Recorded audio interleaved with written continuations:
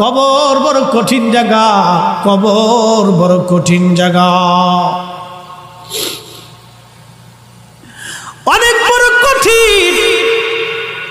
এই কবরখানা দেখে উসমান গনি জিন্নুরাইন কবরের পাশে দাঁড়ায় দাঁড়ায় থরথর থরথর করে কাঁপতেন।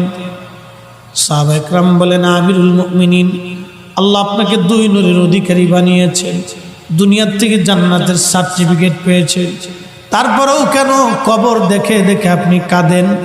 উসমান গনি বলতেন, সাহাবীরা রে, আমি আমার মাশূকের জবান থেকে শুনেছি এই কবর হলো প্রথম ঘাঁটি, এই কবর প্রথম ঘাঁটি।